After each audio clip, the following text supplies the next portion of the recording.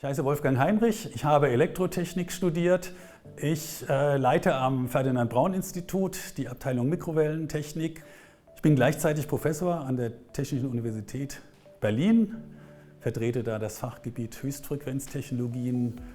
Und mein fachliches Thema sind elektronische Schaltungen und Module im Frequenzbereich von wenigen Gigahertz bis eben in den Terahertz-Bereich hinein. Wenn wir von Terahertz-Bereich reden oder wenn man von Terahertz-Bereich redet, die Definition ist nicht so ganz klar, aber dann meint man im Allgemeinen den Bereich zwischen 0,1 Terahertz, also 100 Gigahertz und 10 Terahertz. Das Besondere des Terahertz-Bereichs ist, dass ich in diesem Bereich einerseits sehr schnell Daten übertragen kann. Ja, ich kann Kommunikation mit einer hohen Bandbreite und das heißt einer großen Datenrate machen. Und die andere Eigenschaft, die wirklich auch herausragt, ist, dass ich Sensorik betreiben kann, dass ich Materialien identifizieren kann, dass ich in Verpackungen hineinschauen kann, ja, wie mit Röntgen, aber eben ohne die Gefahr der ionisierenden Strahlung. Und dass ich Bildgebung mit einer Radarbildgebung mit einer sehr guten Auflösung machen kann. Im Projekt TECOS ging es darum, die Technologie und auch die Anwendungen des Terahertz-Bereichs voranzutreiben.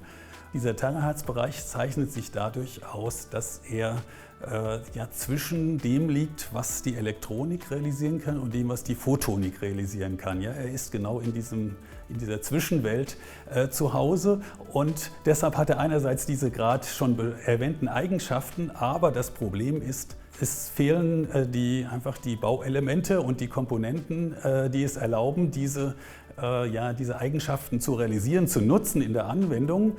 Einmal rein technisch, überhaupt die Spezifikationen zu erreichen und zum anderen aber auch, dass das Preisniveau stimmt. Ja, dass es kostengünstig ist, denn es nutzt mir nicht, dass ich etwas prinzipiell kann.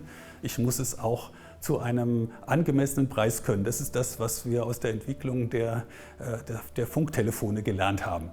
Also das ganze Projekt war ja auch in 3 Stränge unterteilt, ja, 2 Sensorikstränge und wir haben im Bereich der Kommunikation bei Frequenzen über 300 Gigahertz eine wirklich hochbitratige Datenübertragung, die so demonstriert wird. Und wir haben eben auf der Technologieebene eben auch verschiedene Chips, die wir demonstrieren können, wo wir zeigen, hier werden neue Funktionalitäten so realisiert, ja, dass man sie hinterher auch in einem System volumenmäßig skalieren kann.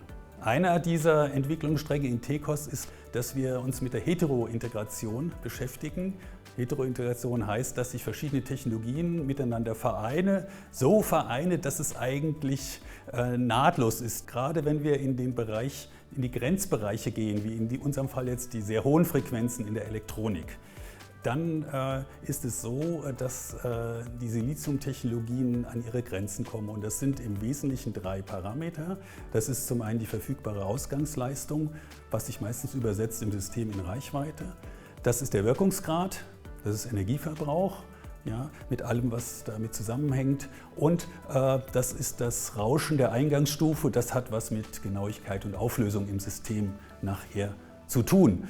Das heißt, das System wird normalerweise zu 98% aus Silizium bestehen, mit entscheidenden 2 oder 5% 3,5 drin.